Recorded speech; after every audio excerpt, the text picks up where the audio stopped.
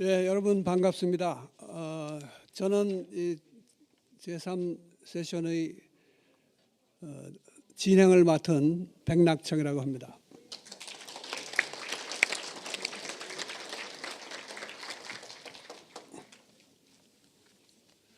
대개 진행 방식은 앞서 세션이나 다름없이 될 것 같습니다. 먼저 이종석 전 장관님의 발제를 들으시고 세 분의 토론을 들으신 이후에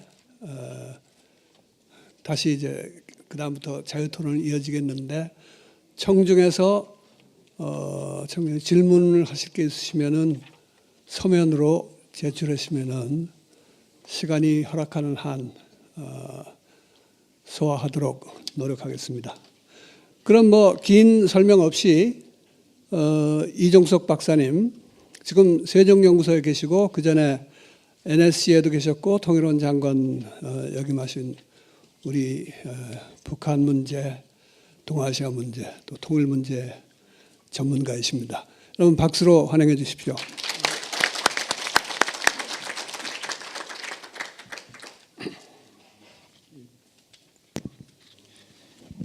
예, 발제하겠습니다. 오늘 14선언 기념식입니다만은 6년 전에 2007년 14선언 당시 생각을 해보면 현재 정세의 변화가 참 너무 많이 우리에게 많은 것을 생각하게 해주는 것 같습니다. 당시 14선언은 다들 아시는 것처럼 그거가 뭐 남북 양 정상이 어느 순간에 단순히 결단을 해서 어떤 그 주관주의적이고 주의적인 그런 뭔가 해보자 해서 내려진 그런 합의들이 아니고 참여정부가 그동안 추구해왔던 평화번영 정책의 구체적인 결실로서 또 한편 남북관계와 북핵 문제 진전에 대응해서 이를 한 단계 업그레이드 시키자라는 차원에서 나온 그러한 결단이 그 합의문이 14선언입니다. 그렇지만 이제 2008년 2월 25일 이명박 정부가 들어선 이래 한반도 정세가 악화일을 걸어왔고 이 역사적 태행이 박근혜 정부에 들어와서도 달라지지 않고 계속되고 있습니다. 그래서 여기서 어떻게 평화번영의 길로 갈 것인가라는 그런 질문을 던진 거는 물론 6년 전 우리가 그 당시 한반도 정세가 다 좋았고 다 바람직했다라고 누구나 다 생각하지는 않겠지만 그래도 나름대로 평화와 번영을 향했던 그 시기의 노력과 그 시기의 상황들 그 트랙으로 우리가 복귀하는 게 필요하지 않는가 해서 이렇게 썼습니다. 그래서 나름대로 이제 대안을 한번 말씀을 드려보겠습니다. 크게 세 가지 점에 대해서 말씀을 드리겠습니다. 첫 번째는 서방의 대북 정책이 그동안 실효성이 있었는가, 정책에 대한 실효성을 따져봐야지 다음에 대안에 대한 얘기를 할 수 있지 않겠습니까? 두 번째로는 북한의 전략적 변화가 요즘 있는 것 같은데 그런 것들이 도대체 어떤 함의를 갖고 있는 건지, 세 번째는 이걸 전제로 해서 우리가 도대체 이 현 단계에서 길게 뭐 한반도의 미래 전체를 보는 것보다 바로 이 시점에서 우리가 뭘 어떻게 해야 될지를 북핵 문제와 남북관계 두 가지를 함께 한번 살펴보도록 하겠습니다. 제가 서방이라는 표현을 지금 쓰고 있습니다. 사실은 냉전 해체 이후에 서방이라는 표현을 쓰는 게 너무 어색할 수도 있지만 한반도에서는 여전히 냉전이 해체되어 있지 않고 그렇기 때문에 중국을 제외한 미국을 중심으로 한 국제사회, 한국이 포함되는 일본, EU 이 정도를 제가 서방이라고 표현을 이제 썼고요. 그리고 그런 점에서 먼저 이 서방의 대북 정책이 실효성이 있는가에 대한 질문을 먼저 던지고 시작을 하겠습니다. 뭐 이 질문 자체 이걸 던지는 거는 일단 서방의 대북 정책이 뭘까? 그거는 이제 뭐 가장 크게 특징 짓는다면은 북한의 핵개발, 핵진강에 대해서 이거를 갖다가 막기 위해서 압박과 제재 일변도로 나간 것이 그동안 지난 한 20년간 우리가 봐왔던 서방의 대북 정책의 핵심이라고 다들 생각하실 겁니다. 그럼 이게 문제는 뭐냐면 이거 실효성이 있었냐, 성공했냐는 걸 질문을 던져야겠죠. 사실 우리가 이 질문을 너무나 던지지 않고 지금까지 오고 있는데 이 질문 던지면 던질 필요도 없습니다. 왜? 다 아시지 않습니까? 서방의 대북 정책이 실패했습니다. 그래서 우리가 기본적으로 한미가 항상 얘기할 때 한반도 평화와 안정 이걸 갖다가 우리가 중요한 우리의 대북 정책 목표로 삼고 있는데 미국도 마찬가지고 그렇지만 한반도 평화 안정이 얼마나 지금 2008년 이래 얼마나 지금 위협받고 있습니까? 유엔의 대북 제재에도 불구하고 북한 핵이 그러면 유엔이 대북 제재를 해서 북한이 그럼 핵을 갖다가 개발하지 않거나 또는 뭐 살살 개발하거나 그런 게 아니라 더 오히려 강력하게 개발하겠다고 나서고 있고 핵은 더 강화됐습니다. 남북 관계는 화해와 공동 번영 대신에 갈등과 대결의 관계로 접해 있습니다. 그 얘기는 뭐냐면 대북 정책이 실패했다는 뜻이죠. 어쨌든 간에 성공했으면 이런 일이 있을 수가 없으니까. 가장 대표적으로 살펴볼 수 있는 것이 유엔의 대북 제재 문제입니다. 저도 유엔의 대북 제재에 대해서 국제사회가 대의를 가지고 하는 거에 대해 동참해야 된다고 생각을 하지만 현실적으로 이 대북 정책이 정말 성공했는지 아니면 지금 도대체 어떤 모습을 갖고 있는지에 대해서 우리가 검토를 해봐야 된다. 그냥 무조건 유엔의 대북 제재를 가한다 그러고 국제사회가 유엔의 대북 제재 가하고 있다라고 마구 우리가 성원하고 그다음에 그러면은 그걸로 끝나는 거냐? 그건 아니죠. 정책을 무슨 정책이건 정책을 갖다가 구사하면 그것이 성공했는지 여부를 따져봐야 되는데 우린 이걸 알고 있습니다. 북한이 어쨌든 간에 국제사회가 유엔의 대북 제재 북한에 대해서 대북 제재를 가하고 있지만 2009년에도 그렇고 지금도 그렇고 굴복하지 않고 오히려 더 강하게 반발하고 있고 또 그러면은 제재를 가했으면 뭐 고통을 받아야 되는데 하다못해 뭐 북한의 주민들한테 미안하고 참 안타깝지만 주민 생활이 더 악화됐다든가 이런 소식을 들려와야 되는데 요즘 여러분께서 북한을 다녀온 사람들 얘기를 들어보십니다. 들어보면 어떻습니까? 북한 주민들이 좀 고통받아가지고 지금 굶어 죽는다 그럽니까? 아닙니다. 오히려 경제 생활은 전에보다 좀 나아졌고 우린 상상도 못하는 얘기인데 북한의 휴대폰이 이미 200만 대 이상이 넘었다. 이런 얘기가 들려오고 있습니다. 그러니까 이것도 뭐 북한이 고통도 받지 않는 것 같고 생각보다 중국이 대북제재 동참했다 그러는데 올해 북한 중국 간에 올 상반기 올해 가장 강력한 대북제재 20945가 발동됐다 그러지 않습니까? 또 시진핑 주석이 뭐 화내고 말이지 북한 이거 그냥 놔두면 안 된다 라는 얘기를 그런 식의 태도를 보였다고 하면서 이제 북한 큰일 났다 그랬지만 그동안 지난 1월 6월 사이에 중국 상무부 발표했다면 북한 중국 간의 교역이 30억 달러 넘어섰습니다. 사상 최대. 작년도 같은 작년에도 최대했는데 작년 같은 기간보다도 25%가 증대했다고 합니다. 그 얘기는 도대체 그럼 뭐가 이 정책이 도대체 어떻게 된 건가 이런 질문을 우리에게 던지지 않을 수 없게 하는 거죠. 2009년 우리가 5월달에 북한 핵실험한 다음에 그때도 대북 제재 18745를 했지만 우리는 역사적으로 경험했습니다. 기본적으로 유엔의 이런 대북 제재가 북한의 핵 능력만 오히려 고도화시켰다. 그거 우리 봤습니다. 그래서 이런 질문이 필요하다. 왜 이렇게 실패하는 건가? 물론 다양한 원인 분석이 가능하겠습니다. 저는 크게 두 가지를 여기서 얘기하겠습니다. 하나는 미국의 비합리적인 태도, 또 하나는 중국의 대북 제재 동참의 한계. 이 두 가지가 항상 깔려 있다. 이 현재까지 실패의 밑바탕에는 미국 정부는 하도 북한에 대해서 미국이 할 수 있는 그런 대북 제재는 이미 지난 20여 년간 하도 많이 해와가지고 지금 미국이 무슨 북한 제재를 한다고 하면 신문은 헤드라인을 장식하고 해도 실제 효과는 거의 없어요. 그럼에도 불구하고 여전히 효과가 있는 것처럼 여전히 자신은 북한을 제재하면은 또 국제사회를 동원해서 제재를 갖다가 주도하면은 그러면 뭔가가 되는 것처럼 과신하고 허장성세합니다. 그러다 보니까 대북 정책이 효과를 발휘했느냐는 여부와 관계없이 북한에 대해서 제재를 가하면 그걸로서 끝나는. 다시 말씀드리면 미국은 북한에 대해서 더 이상 군사적인 액션을 취할 수 있었는데 군사적인 그런 제재 수단이라는 것은 대한민국 정부가 반대합니다. 그거는 보수 정부였던 김영삼 대통령 때부터 내려온 전통입니다. 한반도에서 전쟁의 위험성이 있는 북한에 대한 물리적 제재, 군사적 수단을 할 수 없다. 이게 미국 정부가 한국의 역대 대통령으로부터 들은 그런 강렬한 메시지고 지금이라고 해서 달라지지 않았습니다. 그러다 보니까 미국이 갈 수 있는 거는 경제적 제재인데 경제적 제재는 아무리 국제사회를 다 끌어모으고 해도 잘 안 됐다라는 것이죠. 그럼에도 불구하고 미국은 항상 북한에 대해서 갑인 것처럼 행동합니다. 내가 뭐 하면 된다. 된 게 있었으면 북한이 저렇게 지금도 저러겠어요. 이미 무릎을 꿇었거나 아니 뭔가 지금 뭐 우리 눈앞에 저 북한 오늘 내일 하겠다. 그런데 그런 게 아니라는 얘기죠. 그래서 사실은 북한이나 한국 정부가 같이 이제 하면은 얘기가 육자회담 북한이 나오겠다는 것도 어쨌든 간에 나오겠다는 거에 대해서 진정성 있는 뭔가를 보여주지 않으면 나올 필요 없다. 나오는 거 안 된다.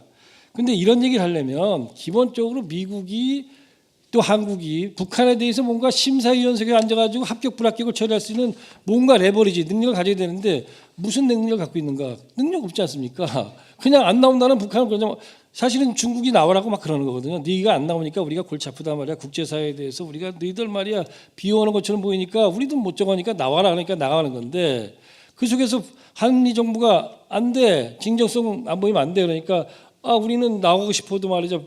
한미가 반대하네요. 이렇게 얘기하면서 북한이 뒤에서 계속 핵 개발을 해도 누구도 막지 않고 있습니다. 이 현실. 그러나 국제사회에서 너희 진정성 안 보이면 나와봤자 소용없어. 이렇게 얘기하면 그게 아직도 통하고 있는 거죠. 바로 이런 것들을 지금 가지고 미국이 어떻게 본다면은 북한에 대해서 몸에 닿지도 않은 휘처리를 갖다가 휘두르면서 마치 맞는 것처럼 사람들한테 보여주고 또 우리는 그런 주술과 그런 맛을 사로잡혀가지고 계속적으로 북한에 대한 그 효과 없는 정책을 계속하면서 북한의 핵 능력을 강화시키고 이러다가 언젠가 또 북한이 수출려가지고 핵실험하면 위기는 더 고조되고 이런 악순환의 고리 속에 우리는 빠져 있다. 여전히 지금은 다만 그 악순환의 고리 속에서 지금은 교착 국면으로 잠시 안정돼 있을 뿐이지 언젠가 또 나타난다. 이 악순환이. 이게 바로 서방이 가지고 있는 그런 정책의 그런 잘못된 모순이라고 생각합니다. 이렇게 된 이유는 지금 오바마 대통령은 북한 핵 문제에 대해서 그냥 자기 임기만 넘기면 된다. 이른바 머들링스로 하는 그야말로 그럭저럭 끌고 가는 정책을 지금 구사하고 있지 않습니까? 그러다 보니까 시간 가기를 하고 있다. 그런데 우리가 정확히 물을 수 있습니다. 그럼 오바마 대통령 당신년 북핵 정책으로 북한에게 오히려 능력은 강화됐고 제재도 제대로 효과가 없었습니다. 라는 질문을 해야 되는데 국제사회에서 또 국내 주류 언론에서 이런 자문이 나오지가 않습니다. 왜 안 나오느냐?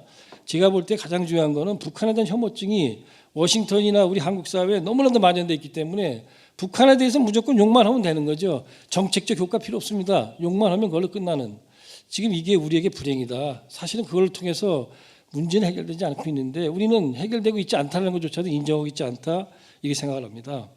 또 하나는 이제 중국의 대북 정책인데 중국의 대북 아까 앞부분에서 1세션에서도 이제 발표를 하면서 잠깐 들었습니다만은 중국과 북한 관계를 우리가 너무 과대평가하면 안 된다고 생각합니다. 다시 말해서 중국이 북한에 대해서 제재를 하고자 하는 그런 액션을 취하는 거 당연히 취하고 있는데 중국이란 나라는 지금 이중 전략을 취하고 있다. 그것이 그들의 국가 전략이라고 그렇게 생각이 됩니다. 다시 말씀드려서 중국 입장에서는 공산당 체제인 북한이 무너지는 것에 대해서는 그건 있을 수 없는 전략적 이익이다.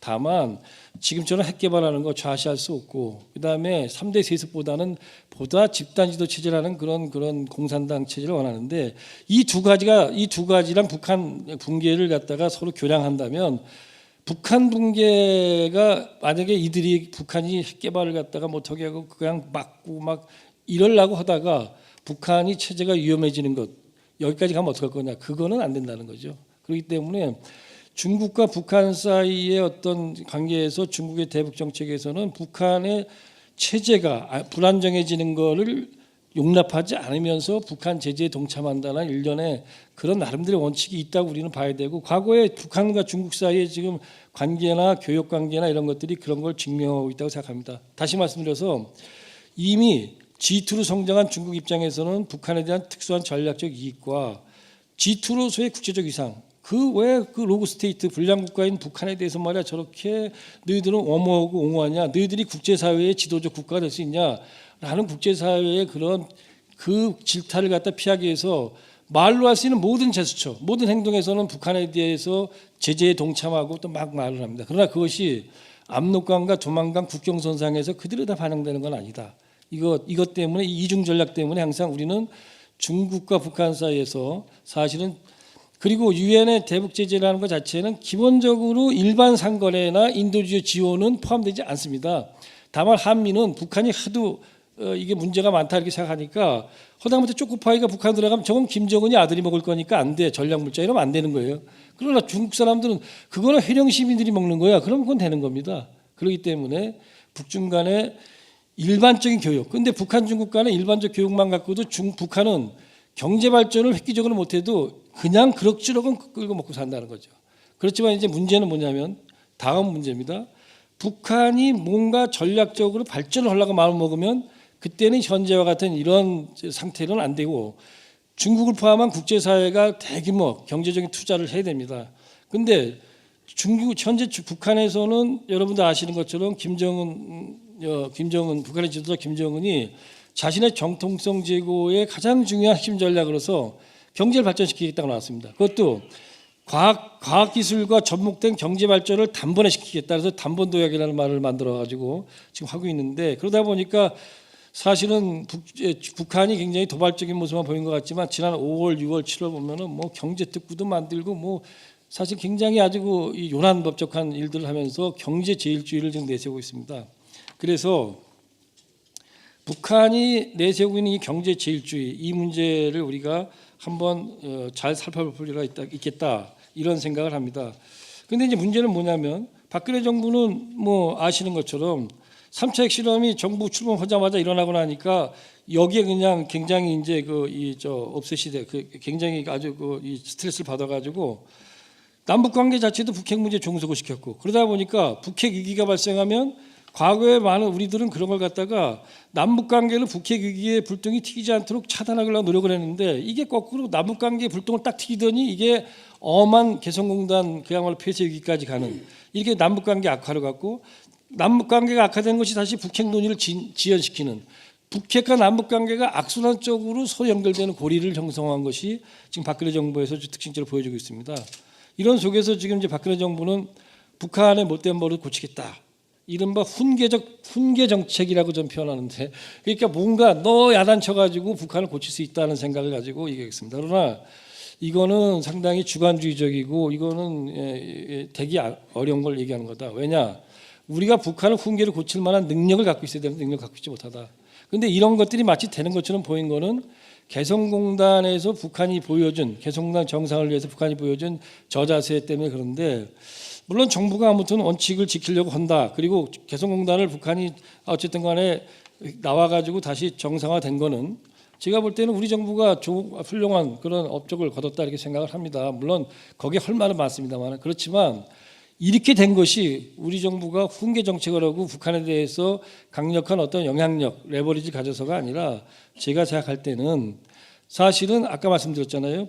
지금 김정은은 외부의 투자를 받아들여 가지고 대대적인 경제 발전을 하려고 하는데, 지금 개성공단이 딱 끊어지게 되면은 북한이 가장 제가 볼 때 잘못한 점이 올해 들어가지고 개성공단 인력을 철수시킨 건데, 그게 그대로 폐쇄되면은 국제사회가, 특히 중국의 기업가들이 절대로 북한에 투자하지 않는 거죠.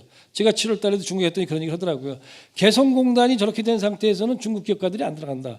그러니까 개성공단을 정상화시키는 거는 국제사회, 특히 중국 기업가들에게 북한에 오세요 투자할 수 있습니다를 보여주는 아주 중요한 바로미터였기 때문에 북한이 여기에 대해서 아주 목을 매면서 개성공단을 정상화시키려고 했다. 일단 가장 중요한 이유는 그거였죠. 그러나 우리 정부가 그런 걸 잘 읽어야지, 우리가 말이야 지금 까불면 가만 안 놔도 이러니까 했다.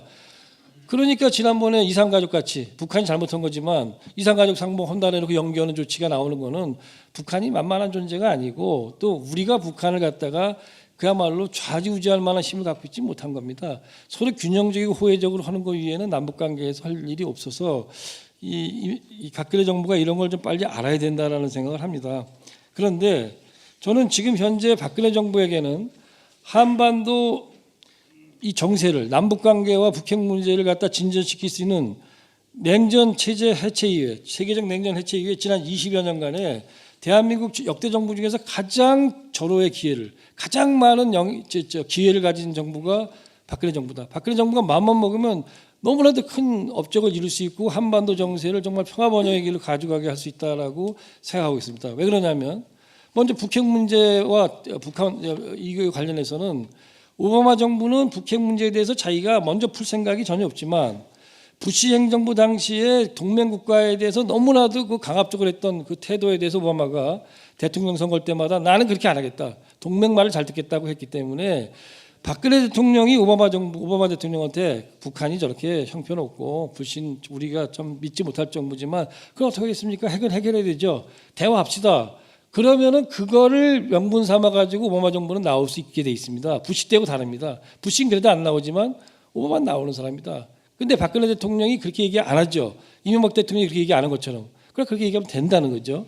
또 하나는 대남 관계에서는 아까 말씀드린 것처럼 북한은 이미 상당한 정도로 외부의 투자를 받아들여서 경제 발전하겠다는 전략을 이미 제일주의로 세워놨고, 그것은 남북 관계에서도 보여지고 있습니다. 그러다 보니까 북한이 우리가 남북 관계에 대해서 뭔가 호혜적 조치를 하자, 평화 조치를 하자, 그다음에 경쟁 조치를 하자고 나오면은 북한이 좋습니다라고 받아들일 수 있는 자세가 제가 볼 때는 그 어느 때보다도 잘 돼 있다라는 거죠.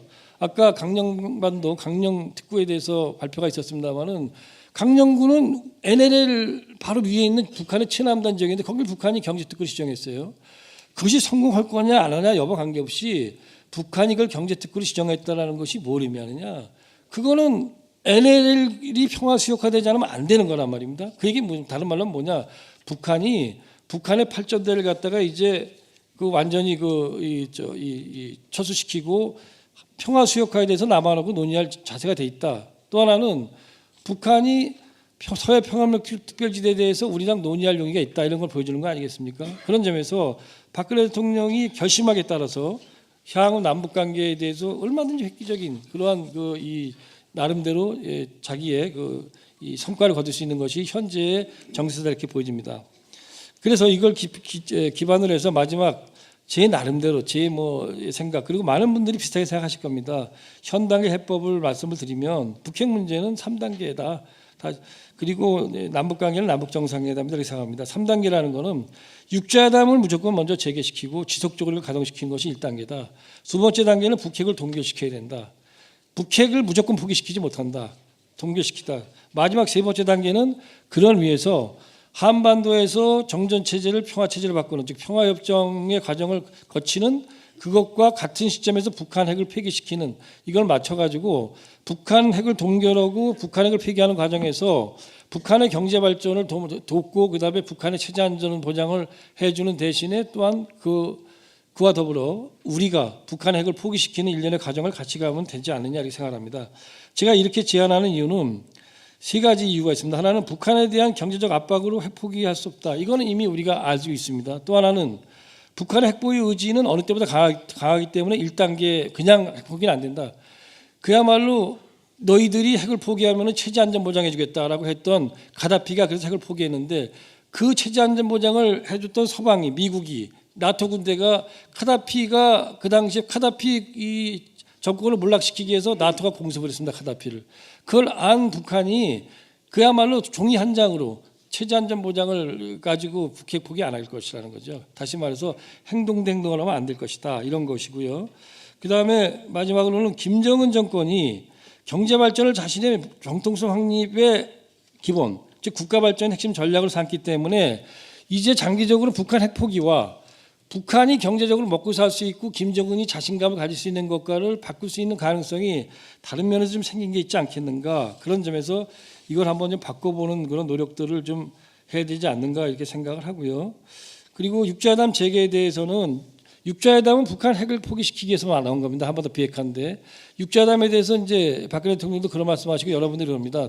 대화를 위한 대화는 필요 없다. 그건 북핵을 고도화시킬 뿐이다. 이거는 말은 그럴듯하지만 전혀 사실대에 어긋난다. 사실관계에서는 북한 핵은 그동안에 대화를 하지 않았을 때 훨씬 더 고도화됐습니다. 아시는 것처럼 1차부터 3차 핵실험이 일어나는 모든 과정은 북한 핵 육자회담이 완전히 깨져 있을 때 그랬습니다. 다시 말해서 육자회담이 열리면 아무리 대화를 하더라도 거기서는 너희들 핵 개발하지 뭐하지 물을 수 있기 때문에 북한의 핵은 제어된다. 다시 말씀드려서 역사는 북한과 대화를 하지 않았던 시기에 북한과 형식적인 대화라도 그 했던 때보다 훨씬 더 그 핵이 고도화된 것을 보여주고 있다. 그런 점에서 육자회담의 지금 빠른 재개는 한미가 진정성을 북한에 요구하지만 그럼 좋지만 그렇지 않아도 해야만 우리가 북한 핵을 관리하는데 훨씬 유리하다는 걸 생각해야 된다고 보고요. 남북 관계는 뭐 전부터 주장하기 때문에 다시 주장할 필요도 없을 것 같습니다. 이거는 너무나 얽혀져 있고 이명박 정부 시절에 잘못됐던 남북 관계를 박근혜 대통령이 그냥 이어받았기 때문에 이걸 풀 수 있는 건 실무자로는 안 될 것이다. 이건 솔직히 남북 정상이 만나서 얘기 들어보라 이겁니다. 도대체 김정은이 무슨 생각하고 있는지 얘기 들어보고 박근혜 대통령도 얘기하시고 그걸 통해서 풀어가야 된다. 이 시간이 남북 정상회담의 시간이 늦으면 늦을수록 한반도 남북 관계를 풀고 북핵 문제를 푸는데 한국 정부 해야 할 역할은 줄어들 거라고 생각합니다. 그래서 결론적으로 제가 생각할 때는 서방은 북핵 문제를 풀기 위해서 그동안 자신이 주장했던 논리와 중국에 대한 기대가 그 합리적이며 또 정확한 것이었는지를 성찰을 해야 된다. 이제 또 그래서 북핵 정책을 재검토해야 되고 우리 한국 정부는 훈계적인 대북 정책이 지닌 한계를 정확히 깨닫고 이제 그의 바탕을 두고 정확한 진단을 해야 된다. 그리고 거기에 따른 처방을 해야 된다. 그렇게 해서 대북 정책이 전환되지 않으면 참 어려워지겠다. 그것이 우리가 한반도가 평화롭고 우리가 미래 새로운 한반도를 개척하기 위한 기본 바탕이 될 거라는 생각을 합니다. 예, 이상 마치겠습니다.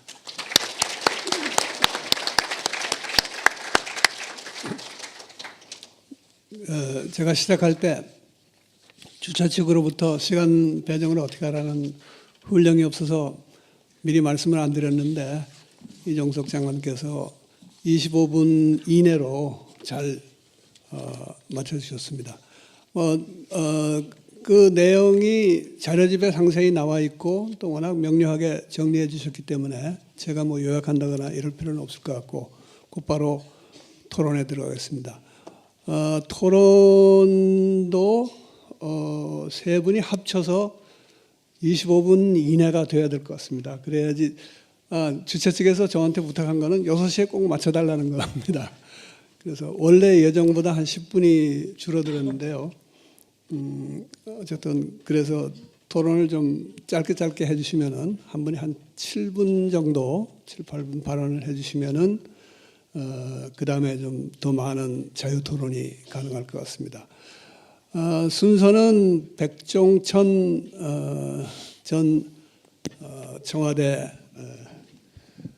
통일외교안보실장님으로부터 시작하겠는데 저하고 같은 백가라서 먼저 기회를 드리는 것은 아니고 여기 프로그램에 가나다라 순으로 되어 있는 것 같습니다. 그래서 그 순서 따라서 백종천 실장님께 부탁드립니다. 예, 감사합니다. 방금 소개받은 백종천입니다.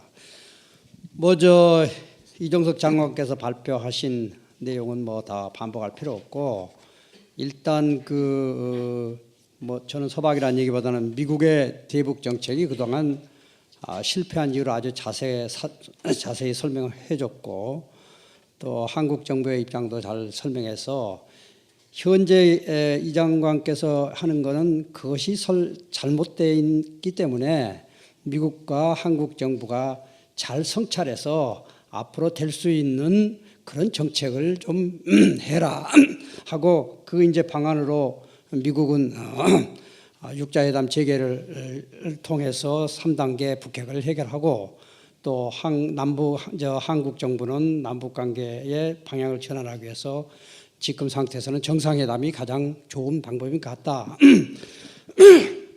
죄송합니다. 이 내용에 대해서는 이종석 장관님의 논리대로 따른다면 전혀 저는 전적으로 동의하고 이렇게 되기를 희망을 분명히 합니다. 그런데 이왕 토론으로 왔으니까 현재 앞으로 어떻게 될지 모르겠지만 현재 상황에서 미국이 기존의 정책을 성찰하고 방향을 바꿀 수 있는 그런 상황인가 대해서는 좀 다르게 해석이 되는 부분이 있어요. 왜 그러냐면 최근에 지금 이란의 핵 문제를 해결하는 과정에서 이란이 여하튼 어떤 이유에서 모르지만은 미국에 대해서 유화 조치를 냈고 그다음에 미국과 이란 대통령 간에 정상 간에 그 아주 30몇 년 동안 단절됐던 그 상태에서 그 전화 통화를 했고 그 이후에 신문 보도를 보면은 상당히 유화적인 쪽으로 가고 있고 또 이란에서는 단기간 내에 협상을 통해서 핵 문제를 해결할 수 있는 용의가 있다 이런 것만 보면은 앞으로 이제 두고 봐야 되겠죠. 그러나 상당히 이 좋은 쪽으로 가고 있는데 이 좋은 쪽으로 가고 있는 것을 미국의 언론은 어떻게 해석하고 있느냐? 다른 이유도 있지만 이거는 미국이 주도돼서 그동안에 과거 정부도 계속해서 강경도를 높이니까 현 단계에서 이란은 손들고 나왔다 하는 게 핵심이에요. 다른 얘기가 있죠. 그러고 또 이란의 그 국내 정치 상황하고 북한의 상황이 너무 다르기 때문에 단순 비교는 안 되지만 그러나 어쩌나 지금 상태에서 미국은 이란이 계속해서 경제적인 제재와 국제적인 고립을 하니까 나왔다. 이 유혹에 더 넘어갈 수 있는 가능성이 없지 않겠는가. 바로 이 유혹이 북한도 앞으로 계속 밀면 손들고 나올 것이다 하는 그런 유혹에 빠질 가능성이 더 커서 일단 좀 이 장관님이 해석하고는 좀 해석보다는 그런 쪽에 대한 제가 제의를 하고 있고 그다음에 또 하나는 시리아 문제가 또 다르잖아. 시리아의 그 화학 무기도 결국은 뭐 시리아 정부가 하는 거지 반군이 한 건지 여하튼간에 뭐 그거는 좀 더 두고 보고 지금 해명이 안 됐습니다. 여하튼간에 시리아의 화학 무기를 사용한 것이 나오니까 미국은 군사적 공격을 가하겠다고 나온 거고, 그러니까 결국은 미국이 할 것 같으니까 그 러시아가 중재를 쓰면서 결국은 시리아 정부도 협상을 해결하겠다는 게 나와서 유엔 안보리에서 소위 그 다자 협상을 통해서 해결을 하겠다 하는 식으로 나왔거든요. 그래서 북한도 지금 뭐 영변 오메가 아트라 지금 뭐 재가동되니 어쩌게 나오는데, 만에 하나 북쪽에서도 또 다른 과거와 같은 그런 무모한 도발 뭐 여하튼간에 이렇게 나온다면은 미국은 북한에 대해서 94년대 했던 것과 마찬가지로 무력을 통한 핵의 소위 서지컬 스트라이크를 통해서 해결하고자 하는 그런 유혹이 또 받을 수 있는 환경이 됐다는 게 되게 가능성이 더 커지겠다. 아니 그게 그 걱정이야. 만약 이렇게 된다면 결국은 뭐 우리는 전쟁을 반대하고 진짜 평화적으로 해결해야 되는데, 미국이 이런 여기에 유혹이 돼가지고 지금 이 장관님이 생각한 쪽으로 성찰을 하지 않고 또 이런 그 무력이라든지 이런 제재를 더 강한 쪽으로 나간다면은 거기에 대해서 가장 손해를 받을 저희 이 국가는 대한민국이죠. 그런데 그러면 과거 그 90년도에 소위 그 보수 정부처럼 한국의 보수 정부는 우리 박근혜 정부가 그러면은 전쟁을 그렇게 북한에 대해서 공격을 한다고 했을 때 적극적으로 막겠다고 나설 수 있는 정부인가? 제가 요 근래에 그 여러 가지의 상황을 보면 상당히 그게 회의적이에요. 지금 한미 간의 군사적 협력 관계는 엄청나게 잘 되고 있잖아요. 엊그저께 45차 한미 안보 협의의 결과 내용문 여러분들이 보시면 알겠지만, 과거 어느 때보다도 한미 간의 좋게 말하면 안보적인 협력이 강화됐지만은 그 외에는 또 북한에 대한 군사적 압력이 엄청나게 강화될 수 있는 협력 관계를 했단 말이에요. 그리고 지금 굉장히 뭐 여러 가지로 차원에 보면 저 개인적으로는 이게 과거 정부처럼 그럼 진짜 전쟁 난다고 미국이 때린다고 할 때 우리 박근혜 정부가 나와서 가지고 진짜 그 적극적으로 막을까 하는 게 제 개인적. 만약 이게 우려인데 이렇게 하면 안 되겠지만, 만약 이렇게 된다고 그러면은 사실은 북한의 핵 문제는 해결되기보다는 상당히 어려운 쪽으로 갈 수 있을 것 같고, 남북 관계도 굉장히 어려울 것 같아서 앞으로 저는 뭐 토론을 위한 토론도 되겠습니다만은 이런 문제를 우리가 다시 한번 다 같이 고민을 해봐야 되지 않는가 하는 위해서 제가 말씀드리고, 마지막에 진짜 남북 관계 문제는 개인적으로 정상회담을 통해서 풀어야 되는 건 저는 100번 동의합니다. 박근혜 정부가 신뢰 프로세스를 얘기했지만 뭐 말하면 좋은 거예요. 차근차근 적은 것부터 해 나가면서 쌓이겠죠. 이건 뭐 말은 좋은데 지금 남북 관계가 그렇게 해서 해결될 문제가 아니고, 적은 거 하다가 조금 막히면 또 감정 싸움 나게 하니까 더 불신이 커지게 된 상황이거든요. 그래서 진짜 남북 관계를 풀 용의가 있다면은 진짜 정상들이 만나가지고 딱 약속하고 방향 정해놓고, 그 다음에 거기 자리에서 앞으로 진짜 이런 거 안 지키고 뭐 하면은 앞으로 우리는 안 한다 하는 식으로 좀 강하게 얘기하고, 그러면서 한번 남북 관계를 한번 풀어봤으면 하는 게 저도 그 생각해서 그 분야에 대해서는 우리 이종석 장관님의 그 안과 같이 100% 동의합니다. 죄송합니다. 네, 감사합니다. 다음 두 분 더 발언하시고 그다음에 이종석 장관님 답변을 1차 들으려고 하는데요. 그 사이에 여러분이 질문하시고 싶은 거 있으시면은 서면으로 좀 제출해 주시기 바랍니다. 그렇게. 네, 이재정 장관님 가나다라 순으로는 이 장관님 차례인데 앉은 순서대로 하자 그러시네요. 근데 여기가 한글을 창제하신 세종대왕 이름을 딴 세종문화회가 있는데 어떻게 가나다 손을 무시합니까? 그러나 사회자의 명에 따르겠습니다. 제가 이 3시간 익산에서 차 타고 와가지고 7분 발언을 하니까 조금 본전 생각이 좀 납니다. 그러나 지정된 시간 내에 그럼에도 불구하고 제 얘기를 끝내겠습니다. 먼저 사실 뭐 이종석 장관 발언에도 이미 지적이 됐고 앞에서도 여러 번 얘기가 나왔겠지만은 도대체 이 남북 대화나 북핵 협상을 하는 데서 진정성 타령을 하는 사람들이 문제를 해결하려고 하는 것인가 하는 의심을 저는 갖습니다. 이 진정성 타령을이라는 게 시간 끌기 위한 그 거고 결국은 비핵화가 아니라 비확산 쪽으로 가기 위한 더듬수 아닌가 하는 생각입니다. 진정성 타령을 하는 회담은 저는 있을 수 없다고 생각합니다. 미국에서 그 대수호 정책 면에서 가장 강경했다고 볼 수 있는 레이건 대통령마저도 소련을 악마의 제국이라고 규정을 하고 소련은 악마의 제국이다. 그러나 그들이 악마의 제국이기 때문에 그들과 끊임없는 협상을 해야 된다. 그래서 결국 소련이 손들게 만들지 않았습니까? 미국에서 성공 사례가 있습니다. 대화만이 미국의 소위 핵정책이라고 할까 대정책을 확실하게 성공시킬 수 있는 그런 길이었다는 것을 알고 있을 텐데 그럼에도 불구하고 미국 정부도 계속 진정성 타령을 하죠. 선행동, 선조치, 대화를 통해서 협상을 통해서 달성해야 될 목표를 먼저 북한이 시연하라. 그러면 대화에 나가겠다. 이건 순서가 뒤바뀐 거죠. 우리 정부도 지금 진정성 타령을 얘기합니다. 원칙이라는 명분하에. 근데 아까 이 발표에서도 지적이 됐지만 북한의 핵 능력은 북한과의 협상이 중단되어 있던 그 시간에 한 단계씩 업그레이드 됐다는 사실을 우리가 직시해야 됩니다. 북한은 절대로 틈새 시간을 주면 안 됩니다.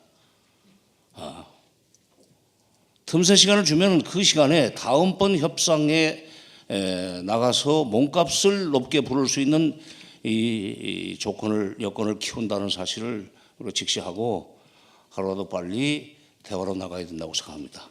그런 점에서 북핵 문제를 해결하기 위해서 3단계로 접근하자는 이종석 장관의 제안에 저는 전적으로 동의합니다. 무조건 회담을 재개하고 그 다음에 동결로 가고 그리고 폐기를 시키자. 이 폐기와 관련해서는 9.19 공동성명에 이미 합의까지 했습니다. 첫째, 북한의 핵을 폐기하는 대가로 첫째, 미국과 일본이 수교를 해준다. 두 번째, 북한을 제외한 5개국이 북한에게 경제 지원을 한다. 세 번째,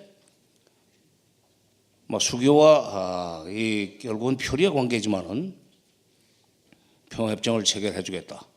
9.19 공동성명에는 평화협정으로 바로 얘기를 하지 않았습니다. 그러나 2009년 2월 13일로 제가 기억을 합니다만은 당시에 힐러리 클린턴 국무장관이 국무장관으로 지명된 뒤에 바로 얼마 있다가 아세안 순방을 떠나면서 세 가지 얘기를 했죠.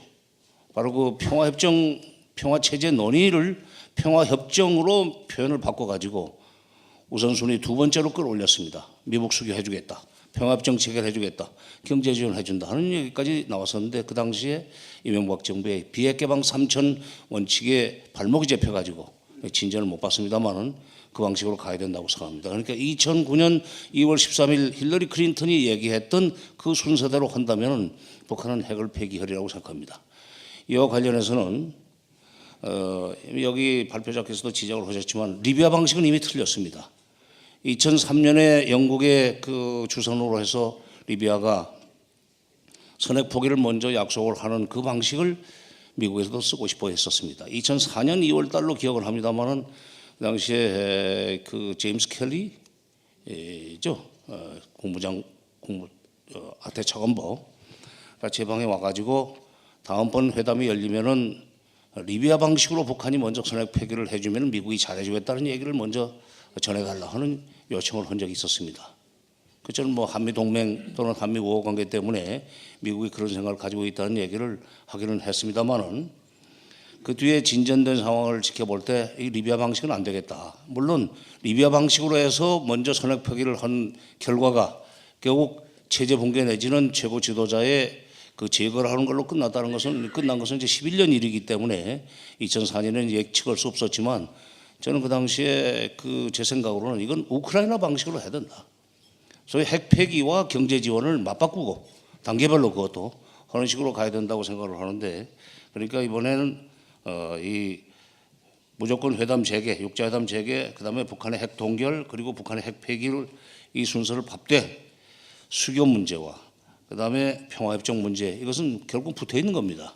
전쟁 상태를 종식시키지 않고 미북 수교 갈 수 없으니까 정전협정을 평화협정으로 바꿔야 된다는 건 그건 뭐 동의합니다. 사실은 미북 수교와 평화협정 체결은.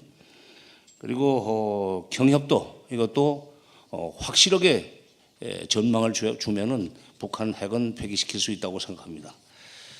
마지막으로 남북 정상회담으로부터 시작해야 된다는 것에 대해서도 저도 전적으로 동의합니다. 지금 그동안에 뭐 실무회담으로부터 국장급 회담으로부터 무슨 차관급 회담 이렇게 마텀업식으로 올라가면서 신뢰를 쌓겠다고 그랬는데 한반도 신뢰 프로세스의 진행 순서는 그거인 것 같아요. 작은 것부터 시작해서 큰 걸로 하겠다고 생각하고 있는 거, 그렇게 얘기를 하고 있는 것 같은데, 결국 이건 이런 얽히고 설킨 한반도 상황에서 북핵 문제를 풀기 위해서건 간에 아니면은 남북 관계를 안정적으로 유지하기 위해서건 간 톱다운 방식으로 갈 수밖에 없다고 생각합니다. 북한의 진정성을 확인하려면 진짜 진정성 확인하려면은 이렇게 밑에서부터 올라갈 것이 아니라 정상회담부터 열어가지고 거기에서 김정은 제1위원장, 제1비서 또는 제1위원장의 그 진정성을 대통령이 직접 확인하라 이게. 그러고 나서 이 실무회담으로 가는 것이 신뢰 프로세스를 이행해 나가는 데 있어서 출발선이 된다고 생각합니다. 예.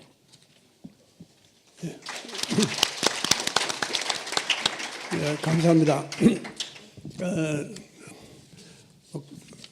꼭 소개가 필요 없으신 분이지만은 그래도 소개를 제가 해드렸어야 되는데 어떻게 순서 가지고 얘기하다가 못했습니다. 정세현 장관님은 김대중 정부와 노무현 정부에서 잇따라 통일부 장관을 지내셨고요. 또 통일부와 통일연구원에서 오랫동안 근무를 하셨습니다.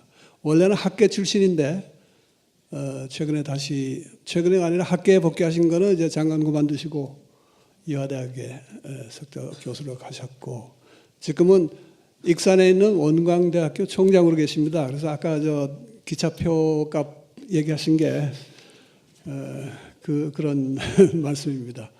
예, 그럼 다음번에 또 한 분의 전 통일부 장관을 아니 오해가 있을 것 같아서 제가 이 백 교수님 그 제 소개에 대해서 정정을 좀 하겠습니다. 저는 학계 출신이 못 됩니다. 왜냐하면은 제가 77년에 통일원에 들어가서 부단히 대학 교수가 되기 위해서 정말 교수님들한테 굉장히 잘했어요. 가고 싶은 학교의 교수님들한테. 그런데도 저는 대학 교수가 못 됐습니다. 여기 지금 신인영 총장님 앉아 계시는데 저 이화대학에 제가 10한 3, 4년 공을 들였는데도 이화대학에서 저를 뽑아주지 않았어요. 그래서 저는 그냥 정부에 있다가 퇴임 후에 갑자기 총장으로 가가지고 학계로 간 것처럼 돼 있는데 저는 사실 그런 점에서 사이비 학계 출생입니다. 원래 대학에 계셨어요. 교수로 계신 건 아니지만 연구를 하시다가 이제 통일부에 들어오셨는데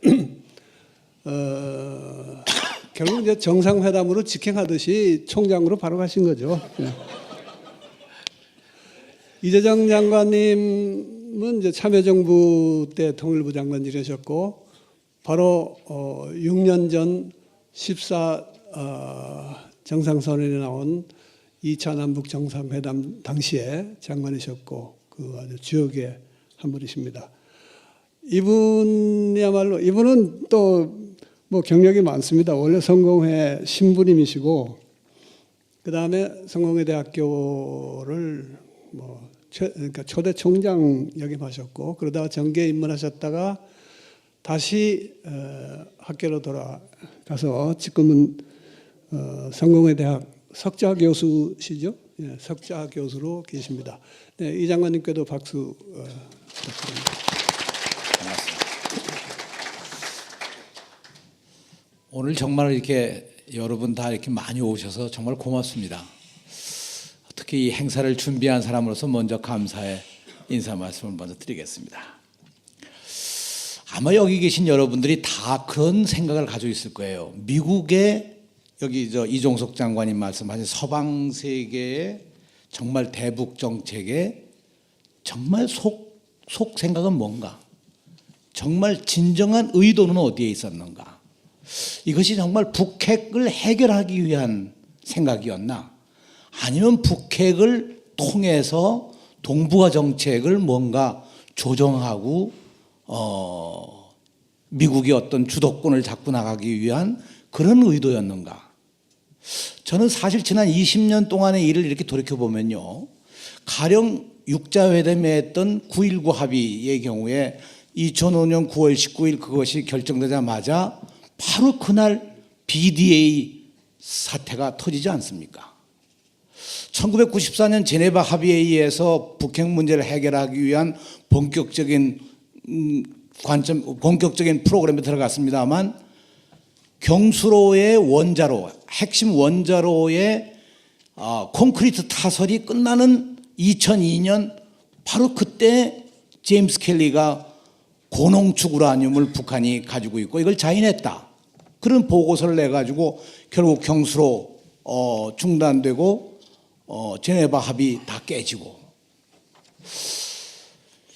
이런 여러 가지 과정들을 놓고 보면 실제로 미국의 정말 의도는 북한의 핵을 폐기하는 의도나 혹은 핵 확산을 막는다는 그런 의도보다도 오히려 북한 핵을 통한 동북아 정책의 어떤 여러 가지 다양한 정책적 변화를 가져오기 위한 하나의 의도가 아니었느냐, 이렇게 생각해 보면 결국 미국의 이 동북아 정책과 미국의 중동 정책과 이 둘을 비교해 볼 때, 특히 동북아 정책은 북한 핵을 매개로 한 여러 이 관련국들의 하나의 그 사이 속에서의 미국의 어떤 외교적 활동의 이 영역을 넓혀 나가는, 또 여러 가지 옵션, 선택이 가능한 그런 정책을 이제까지 해온 것이 아니었겠느냐.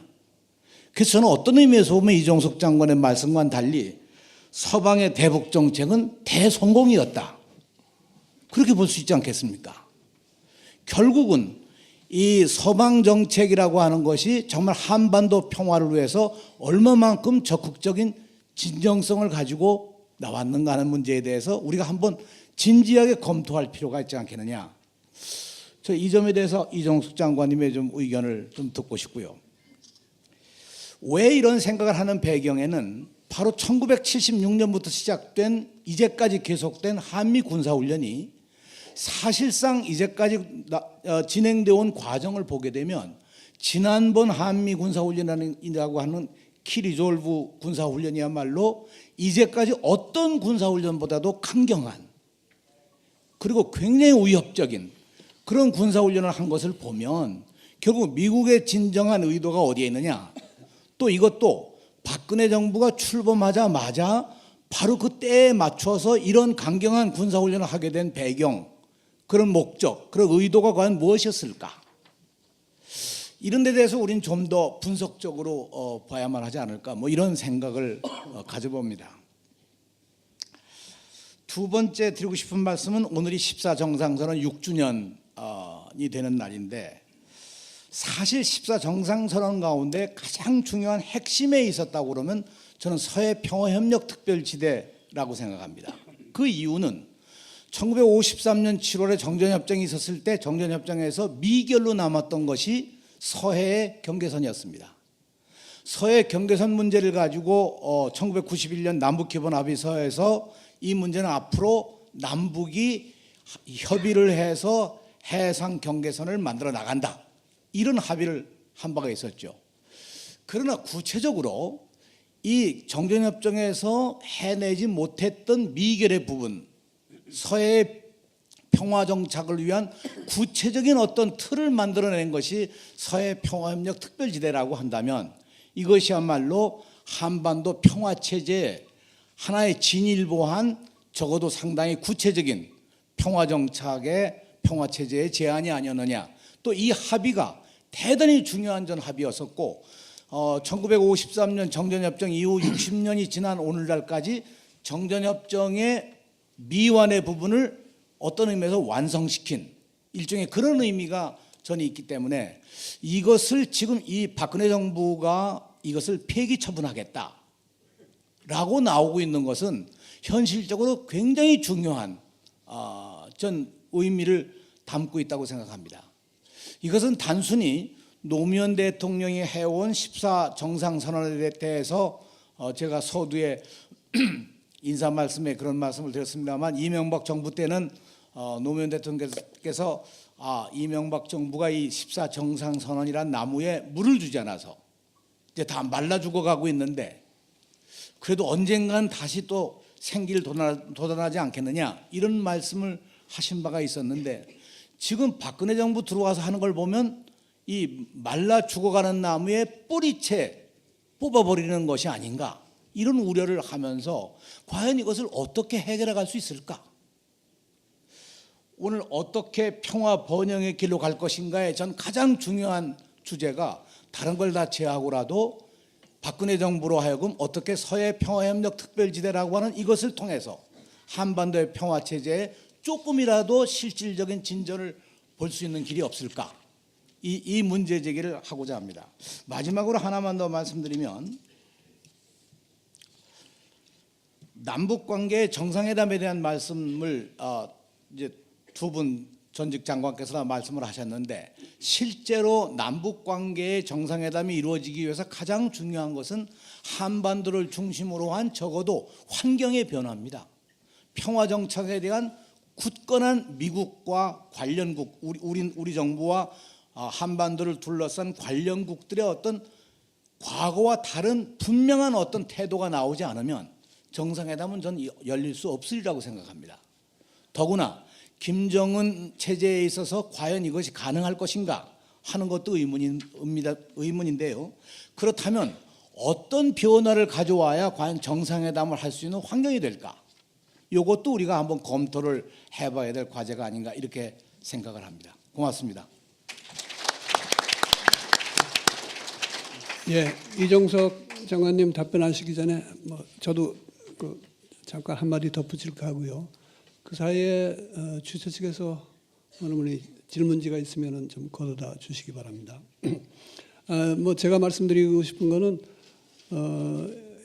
방금 이재정 장관께서 그 말씀하신 미국의 진짜 속셈이 뭐냐, 속생각이 뭐냐 하는, 이게 상당히 중요한 질문인 것 같고, 이것은 미국에 대해서뿐 아니라 하여간 관련 당사자들 모두에 대해서 물어볼 필요가 있고, 이거를 국가 단위로 이렇게 묶어가지고 미국 전체가 어떻고 이렇다 하기보다도 미국 내에서는 이러이러한 속셈을 가진 사람들은 어떤 사람들이고, 또 다른 속셈을 가진 사람들은 어떤 사람이고, 한국 내에서는 또 어떻고, 중국이나 일본, 또 북한 내부, 이런 식으로 조금 세분해서 냉정하게 검토해 볼 필요가 있지 않겠나 하는 생각입니다.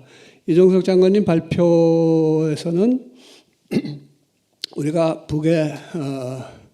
북에서 핵을 포기하고 변화하게 만들고 한반도의 평화를 정착시키고 궁극적으로 평화적인 통일을 이룩하려는 소기의 목적에 비해서 그동안의 서방의 정책이 전혀 합리성이 없고 실효성이 없었다 하는 건데, 소기의 목적이 그게 아닌 사람들도 있지 않겠어요? 근데 그걸 대놓고 아니라고 하는 사람들도 있고, 사실은 말은 그게 소기의 목적이라고 하면서 이재정 장관님 표현대로 그 속내는 다른 데 있는 분들, 그런 사람들 입장에서는 지금 서방의 대북 정책이 대성공이라고 말씀하셨는데, 대성공까지는 아니더라도 상당히 만족하는 사람들이 많기 때문에 여기까지 온 것이 아닌가, 이런 생각도 드는데, 그런 그런 점도 좀 감안해서 답변을 해주시면 고맙겠습니다. 예, 세 분 그리고 그 백내선 선생님 말씀 고맙습니다.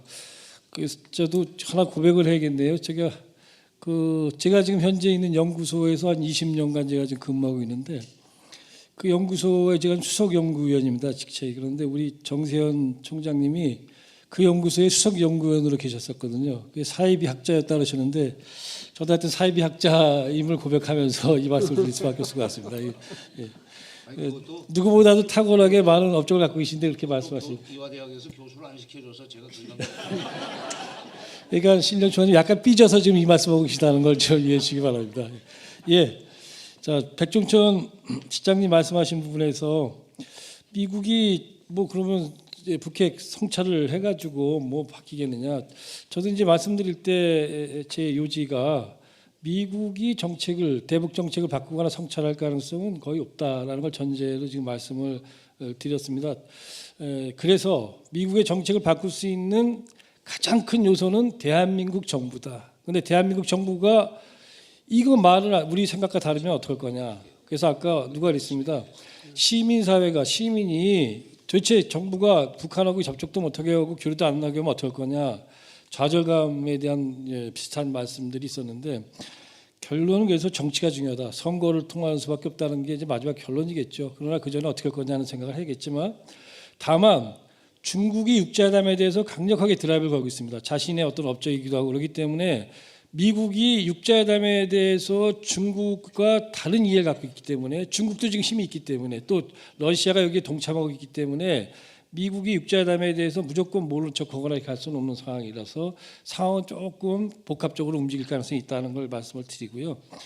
그 미국이 전 정말 이 말씀 듣고 한참 생각이 더 해야겠다 생각이 드는데 박근혜 정부에서 그럼 미국이 북한에 대해서 대북 군사 공격을 한다 그랬을 때 과연 이걸 그냥 옛날 다른 정권들처럼 막으려고 할 건지에 대해서 난 퀘스천이다 이런 말씀하셨는데 이건 굉장히 사실은 아주 두렵고 무서운 말씀을 하신 거죠. 왜냐하면 우리는 최소한 보수 진보 상관없이 이 나라에서 전쟁이 이 강태에서 일어날 수 있는 위험성에 대해서 누구나 반대한다는 걸 전제를 했는데 이 정권은 그렇지 않을 수 있어 보니까 가만히 사람들 보니까 이거거든요. 여기에 대해서는 정말 다시 생각을 해보고 우리가 이렇게 돼서는 안 되겠죠. 이거 역시 정말 마지막은 역시 정치다. 선거 외에 다른 방법으로 이거 바꾸지 못한다는 면에서 참으로 참 정치의 중요성을 알면서 정치에 참여하지 않은 저로서는 참 여러 가지 생각을 많이 하게 합니다. 정세현 총장님 말씀 뭐 제가 달리 말씀드릴 건 없지만 아까 진정성 타령 말씀하셨습니다. 사실 육자회담 복귀를 위해서는 진정성 있는 뭘 보여줘라고 진정성 있는 태도를 보이라고 하는 한미의 태도가 얼마만큼 모순적이냐면요. 솔직히 기억들을 못하고 계신 거지 기억해 보십시오. 2010년 1월 달에 오바마 대통령과 이명박 대통령이 둘이 만나서 그랬습니다. 북한은 조건 없이 즉각적으로 육자회담에 복귀하라. 그런데 그 다음에 3월 달에 천안함이 터지고 나니까 사과하지 않고는 안 된다. 그러더니 이제 사과가 사라지고 나서는 진정성을 보이자는 안 된다. 이게 지금 뭐가 바뀌었길래 이제는 진정성을 보여야 됩니까? 그때는 너무나도 급박하니까 지체 없이 복귀하라고 해놓고 그때가 맞은 겁니다. 2010년 1월 달 얘기가. 이렇게 사실은 그냥 지 입맛에 맞는 대로 그러다 보니까 이정 장관님 말씀대로 저거 정말 북핵 포기를 원하는 거야? 아니면 북핵 문제 가지고 뭐 동아시아에서 뭔가 패권 뭐 이거 하려고 뭐 하는 거 아니야? 이런 의구심을 하는 분들이 나오는 거죠. 이정 장관님 그 말씀에 대해서는 저는 사실 그 정도 능력은 없습니다. 그걸 갖다가 다만 그 거꾸로 보는 동아시아, 뭐 거꾸로 보는 한반도도 생각해 볼 수 있겠죠. 다만 제가 조금만 저도 이제 청와대에서 제가 3년간 NSC 차장을 하면서 미국을 경험을 했는데요. 제 경험상 미국 사람들이 북한에 대한 혐오증, 자기들에 대한 자기 생각에 대한 오만, 무조건 맞다. 북한에 대해서는 무조건 틀리다라는 생각이라든가 또는 미국 군산복합체 이해 이런 것들이 막 복합적으로 작용해가지고 복잡해 보이지만 그들이 그렇게 거꾸로 보는 동아시아를 만들고 싶어할 만큼 이렇게 대전략을 가진 정도의 능력은 없더라. 제가 볼 때 미국은 그렇게 강력한 능력을 가진 나라는 아니다. 저는 그렇게 봅니다. 미국 안에서 다만 미국 내 다양한 세력들이 결국은 다른 얘기들을 하게 되면서 또 한편으로 뭐 북한이 또 많은 도발을 하지 않습니까? 뭐 제가 아까 유시민 장관 말 때문에 이 말하기가 더 어려졌는데 선서 같아가지고 북한은 기본적으로 북한이 우리 말 듣거나 선의에 의해서 이 한반도를 움직이는 정권이 아닙니다. 그러니까 그렇게 북한이 약간 도발적으로 나오면은 미국에서 그걸 가지고 뭔가 인내를 갖고 오는 게 아니라 다시 되쳐받으면서 이런 것들이 결국 오늘의 이 상황을 만들었다. 그런 점에서 잘은 모르지만 북한이 이제 미국의 전체적인 대전략이 있어가지고 북핵 문제를 갖다가 풀지 않고 이렇게 가려고 하는 거 아닌가 하는 거는 전 조금 그건 잘 모르겠습니다. 다만 미국이 비핵화보다는 비확산 쪽으로 가고자 하는 움직임이 있다는 것에 대해서는 저도 상당히 걱정을 많이 하고 있습니다. 서해 평화협력 특별지대에 대해서 참 귀중한 말씀을 해주셨습니다마는 실제로 지금 이 한반도 신뢰 프로세스 박근혜 정부의 이걸 보면은 열심히 만든다고 만들었지만 거기에 구체적인 대안은 딱 하나 있어요. 뭐냐면 DMZ 세계 평화공원 만드는 거 하나고 나머지는 없어요. 사실은 한반도 신뢰 프로세스의 가장 큰 문제점은 제가 볼 때는 프로세스라는 말을 쓰는 이 정책은 이번이 처음인데 프로세스가 우리말로 과정 아닙니까? 근데 프로세스 없는 한반도 신뢰 프로세스예요. 프로세스가 없잖아요, 거기 내용에. 근데 그나마 정책 수단으로 유일하게 있는 게 이건데 이 DMZ 세계 평화공원이 되려면 서해 평화협력 특별지대가 안 돼야 그러는데 이게 될 수가 없죠. 바다에서도 안 되는데 육지에서 총칼 들고 그 2km밖에 안 되는 그 좁은 구역에서 뭘 할 수 있겠습니까? 그런 점에서 서해 평화협력 특별지대를 하는 그런 노력이 있어야만 DMZ 평화공원도 이루어지는 거기 때문에 함께 했으면 좋겠다 그런 생각을 하고요. 남북 정상회담 개최에 대해서는 국제적 환경이나 이런 것들이 필요하다고 말씀하셨는데요. 당연히 그렇겠죠. 그렇지만 저는 이미 그 환경은 돼 있다. 박근혜 대통령이 결심하시면 저는 북한 김정은이는 정상회담 하는 게 이익이라고 보고 있죠. 복잡하게 말씀드리기 어려운데 지금 여기서 그래서 박 대통령이 결심하면은 정상회담 할 수 있다고 보고 있습니다. 지금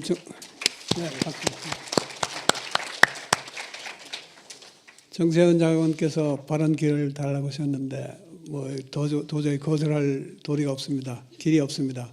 우리 한반도 평화 포럼에서도 그렇고 노무현 재단에서도 기차표 끊어드린 일이 없어서 자비로 오셨는데 한 말씀 더 하십시오. 네. 제가 돈 얘기를 해가지고 좀 사람이 넥타이 메고 양복 입어놓고도 이게 돈 얘기를 하면 사람이 좀 지저분해 보이는데 실수했습니다. 제가 그 원광대학에 총장으로 내려가기 전에 한 2년 반 프레시안하고 정세 토크를 2주마다 하다가 학교관이 안정이 된 뒤에 금년 4월부터 다시 그 정세 토크 시즌 2로 시작을 했습니다. 거기서 여러 번 강조했던 것이 미국은 지금 소위 북핵 문제와 관련해서 사보따지 중에 있다.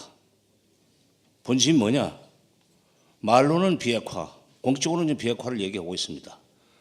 그러나 기회 있으면 슬슬 비확산 쪽으로 가고 싶어하는 소위 그 속내를 여러 번 드러냈습니다. 그래서 저는 부시 때부터 사실은 비핵화를 고창하면서도 속셈은 비확산이 아니었나. 여러 번 꼴대로 옮겼습니다.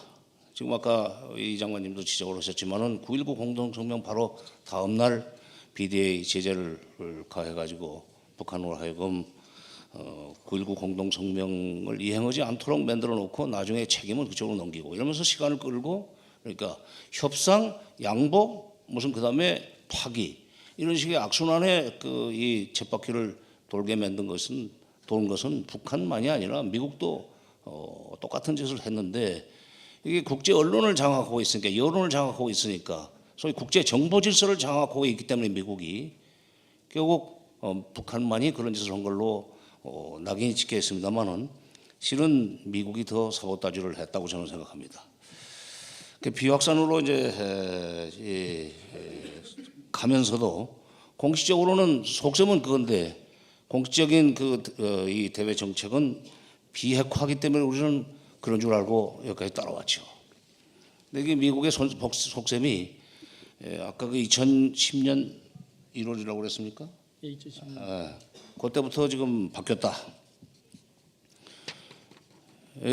말을 자꾸 바꾸는 거죠. 이게 왜 이렇게 됐는가? 저는 이렇게 생각합니다.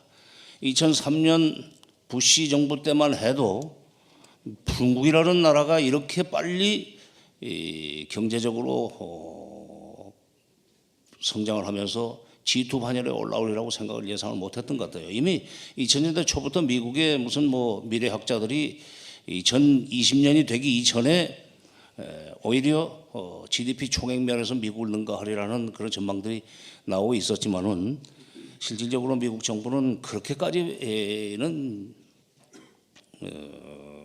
이 전망을 안 하지 않았나 생각이 듭니다. 그러나 2010년이 지나면서부터 미국, 중국의 그 이 GDP 이 성장 속도가 굉장히 빨라지지 않았습니까? G4에서 G3, G2로 이제 올라왔습니다. 이게 중국의 급부상에 따라서 오히려 미국의 정책이 비핵화에서 비확산으로 가고 이 북핵을 이용해서 동북아시아 지역의 MD 체제를 구축함으로 해서 그걸로 중국을 견제하려고 하는 전략적으로 좀 가고 있지 않나. 그렇기 때문에 아직도 말은 비핵화지만은 본심은 비확산 쪽으로 가고 있는 것 같다. 이 지금 이란이나 시리아 문제를 이렇게 쉽게 해결하면서 이쪽 문제를 방치하는 것도 결국은 중국 견제 차원에서 북핵 문제가 더 악화되기를 바라는 것 같습니다. 해결이 도저히 불가능해졌으니까 비확산 쪽으로 가자. 그리고 이제 전자권 문제를 가지고 MD를 이쪽에 팔아먹으려고 그러는 것은 노골적으로 본심이 드러나지 않았습니까? 이게 지금 그 미국의 본심이기는 한데 그러나 그럼에도 불구하고 공식 정책은 아직도 비역합니다. 어젠가요? 북한이 비핵화를 확실히 한다면은 불가침 조약을 체결하겠다고 그랬지만 그 불가침 조약과 이제 평화협정이 완전히 동의하는 아님에도 불구하고 그렇게까지 지금 미국이 얘기를 하고 있으니까 바로 이 미국의 공식적인 입장, 명분상 이걸 그게 아니라는 식으로 비켜갈 수 없는 이거를 우리가 레버리지로 삼아서 한국 정부가 미국에게 이제 비핵화를 확실하게 추진하기 위해서 육자회담 빨리 시작하자 그런 식으로 압박을 가해야 되고 또 이걸 위해서 남북 정상회담도 빨리 비핵화의 의지를 확인하기 위해서라도 정상회담을 해야 되겠다는 식으로 정책을 좀 바꿔야 된다고 생각합니다. 미국의 본심과 공식 입장 차이가 있는 것을 우리가 이렇게 알고 그리고 공식 입장을 활용해서 미국이 더 이상 딴소리 못하도록 육자회담 재개 쪽으로 끌고 가야 되고 그 책임은 한국에 있고 또 그 힘도 있습니다. 한국 정부가 미국을 설득해가지고 육자회담 시작하자 하면 얼마든지 가게 돼 있습니다. 요즘 미국이 대북 정책 별로 관심도 없고 중동 문제 때문에 이런 그 이 혼란기에 대북 정책의 소위 그 공백기 이것을 역으로 우리가 활용할 필요가 있다. 그리고 그럴 가치가 있다 이렇게 생각합니다. 예.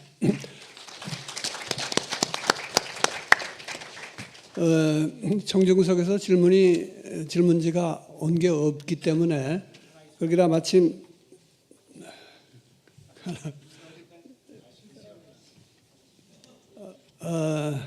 잠깐 네 주워 보십시오. 네 모처럼 쓰셨는데.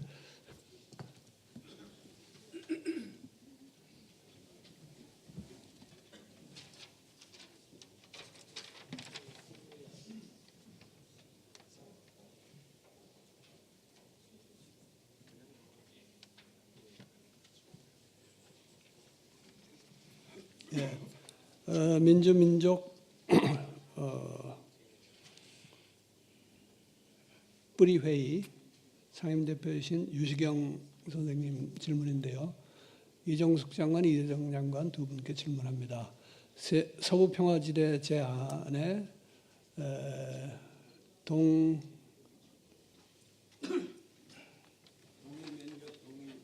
동일명적 동일거리에 대해서 말씀해 주시 설명 이거 그 첫째고요. 해 주시는 거고 60년간의 정전협정을 평화협정 운동이 운동으로 가능한가요? 대한민국의 법에 저촉되는 것인가요?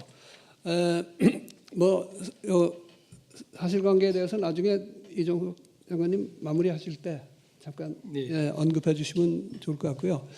지금 시간이 6시가 거의 다 돼갑니다만은 원래 토론자 중에 두 분 다 잠깐씩 말씀하시고 제2 세션도 시간 어겼는데 우리도 조금 어기죠. 그런데 이제 다음 행사를 위해서 식장을 정리해야 되기 때문에 이렇게 많이 제가 침범할 수는 없을 것 같고 이재정 장관님 또 백적철 실장님 각각 한 2, 3분 정도만 말씀해 주시고요. 그다음에 이종석 장관님이 한 3, 4분 마무리 발언하시는 걸로 끝내겠습니다. 네, 그럼 이 장관님 먼저. 네. 그 1994년에 미국이 이제 클린턴 정부 때 북한 영변 핵시설을 공격하기 위한 군사훈련, 군사작전에 돌입하겠다는 준비들을 했었죠. 그러고 보면 저는 그때부터 이 짐 레이니 대사께서 그 후에 한국을 방문하셨을 때 노무현 대통령께 당시의 상황을 이 보고하는 걸 옆에서 제가 배석해서 잘 그때 들으면서 정말 한반도에서 전쟁을 일으킬 수 있는 쪽이 어느 쪽일까? 북일까? 남일까? 미국일까? 그러고 보면 가만히 보면 미국밖에 거기에는 없을 것 같다는 생각이 그때 들면서 정말 미국의 진심이 뭐냐는 걸 저도 쭉 그 관심을 가져왔었죠. 그런 의미에서 한반도의 이 문제를 해결하기 위한 하나의 구체적인 방안이 그건 뭐냐? 저는 여기엔 다른 거 없다고 생각합니다. 결국은 육자회담도 아니고요. 전 육자회담의 가능성도 상당히 낮다고 생각합니다. 또 우리가 육자회담을 끌고 들어가는 것 자체도 저는 그렇게 썩 현명한 방안은 지금 현재 아니라고 생각합니다. 오히려 우리가 정말로 해야 될 일은 14정상선언에서 합의됐던 것처럼 남북이 어떻게 한반도 문제를 정말 책임 있게 민족의 입장에서도 그렇고 한반도의 운명을 위해서도 그렇고 어떻게 책임 있게 이 문제를 가지고 국제사회를 리드하면서 여기서 해나갈 수 있겠느냐라는 이 결의가 남북에 있지 않으면 한반도 문제는 풀어가기가 상당히 어렵지 않겠느냐 이렇게 생각하면서 한 말씀만 더 드렸습니다. 고맙습니다.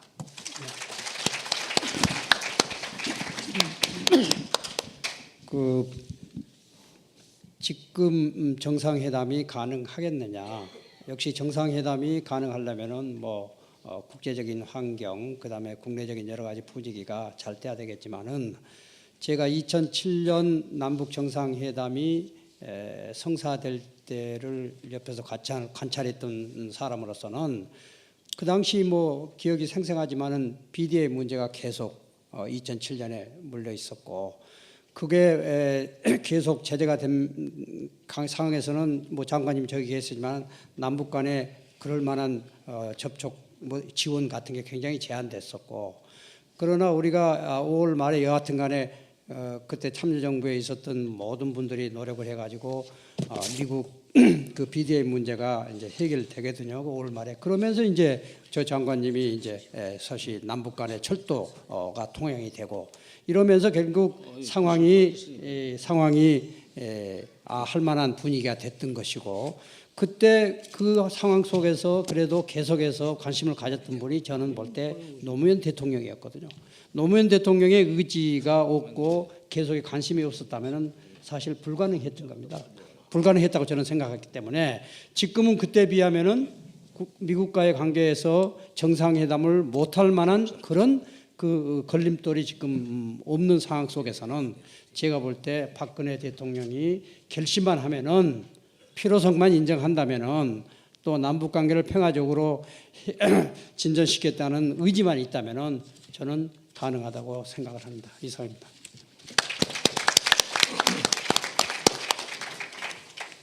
예, 그 유 선생님 말씀하신 동일 면적, 동일 거리, 서해 평화무역지대의 원칙, 요거는 이제 등거리 뒷면적을 말씀하시는 거죠. 그래서 기본적으로 등거리가 매우 어렵습니다. 왜냐하면은 아까 우리가 얘기했던 강령반도, 북한의 강령군과 우리 연평도 사이가 너무 좁기 때문에 그래서 등거리 대신에 이제 면적을 같이 해주면 되니까 그래서 등면적을 해가지고 이제 노무현 대통령께서 북쪽에 제안을 하셨습니다. 그리고 제가 간단하게만 말씀을 드리면은 어쨌든 간에 북한이 강령반도를 갖다가 경제특구로 지정을 해가지고 외부 자본을 받아들이겠다고 그렇게 했다라는 거는 참 저도 상상도 못했습니다. 노무현 대통령께서 서해 평화무역지대를 말씀하시면서 도대체 서로 에너지는 양보를 누구도 안 할 것이다. 그러나 충돌은 막아야겠다. 그래서 이제 결국은 이 평화의 바다를 위해서 특별지대에 대한 제안을 했는데 이게 저쪽에서는 거꾸로 이제 우리 할 용의가 있다 이런 뜻이나 마찬가지거든요. 이 기회를 포착해야 되는 거 이거는 정권의 문제가 아니라 민족의 미래를 보고 우리 대한민국의 미래 성장이 어떻게 되고 한반도가 어디로 갈 것인가 생각하면서 판단해줘야 된다. 그리고 저는 이렇게 생각합니다. 우리 노무현 재단 그리고 노무현 대통령을 지지했던 많은 분들이 도대체 왜 지금 남북 협력인가? 왜 우리가 지금 남북 화해를 얘기하는가에 대해서 국민들에게 설명을 자신 있게 해야 된다고 봅니다. 우리는 기본적으로 삼면 바다만을 가지고도 여기까지 왔습니다. 그러면 이 기만민족인 우리가 이 육지를 뚫고 육지를 통해 가지고 얼마나 큰 성장을 할 수 있겠어요. 경제적으로 남북 협력을 통해서 대를 뻗어서 이거를 그래서 남북 협력이 우리의 밥이고 먹거리다라는 걸 갖다가 국민들한테 자신 있게 설명하고 선거에서도 그걸 내놔야 되지. 남북 관계 얘기하면 말이야 불안해. 절대 안 된다. 자신 있게 내놓고 이걸 할 수 있어야 되고 그런 점에서 국민에게 아까도 김창수 위원장 우리는 같은 민족이니까 그런 얘기를 하는 사람들이 지금 현재 많은 이거 뭐야 회의감을 갖는다는 얘기들이 있었는데 우리는 같은 민족이니까가 중요하지만 그 이전에 우리가 미래 먹기 살기 위해서는 이거다라는 쪽으로 강력한 우리가 국민 설득을 해나갈 필요가 있다고 생각합니다.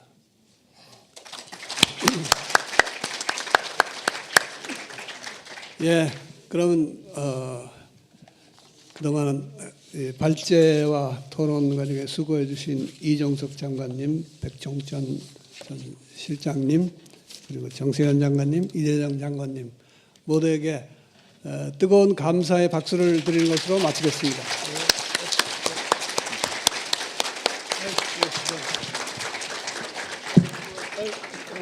고맙습니다.